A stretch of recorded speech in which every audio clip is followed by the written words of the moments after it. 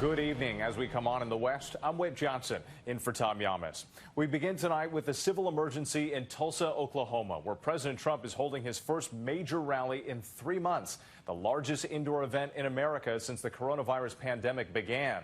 Health officials warned against it, but the president said we have to move on, promising it will be a, quote, wild evening.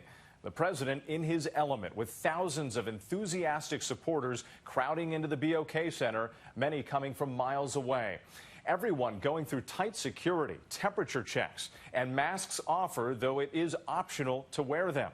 But the rally is also a magnet for protesters. They are gathering not far away, a security zone set up around the arena, the National Guard standing by. The city had announced a curfew in an attempt to keep the peace, but the president's campaign pressured them to remove it. So it will be an anxious night in Tulsa when the rally ends and people flood the streets. ABC's Marcus Moore leads us off in Tulsa. Tonight, crowds building in downtown Tulsa, a city on high alert. The mayor issuing a civil emergency.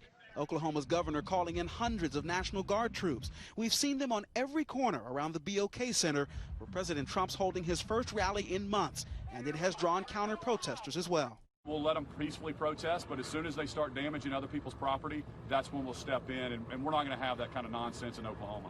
One Black Lives Matter protester arrested today at the BOK Center hours before people were let in. They're putting cuffs on me.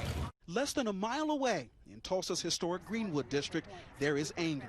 After hearing Vice President Pence might tour the area, residents covering up monuments and the mural commemorating the 1921 massacre at what was known as Black Wall Street. If you really want to talk about unity, right, and bringing communities together, then we have to sit down and talk about reparations, honestly, and have a discussion and develop a plan for that. Otherwise, it's just a photo op.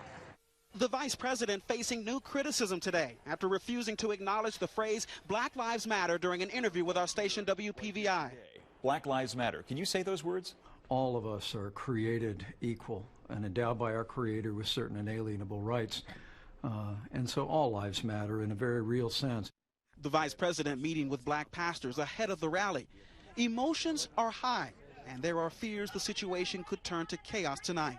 We have all of the ingredients for a disaster. Tulsa's a powder keg.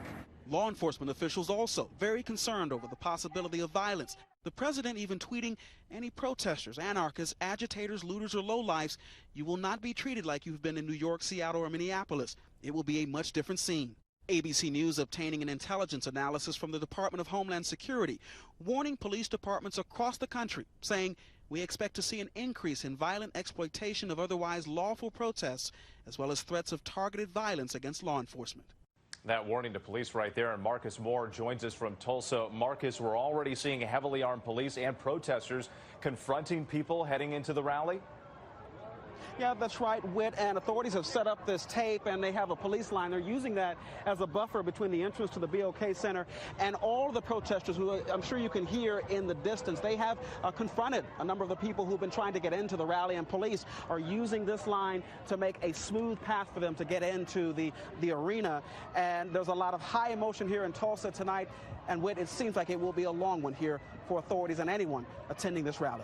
We can see that police line right behind you. Marcus Moore, thank you.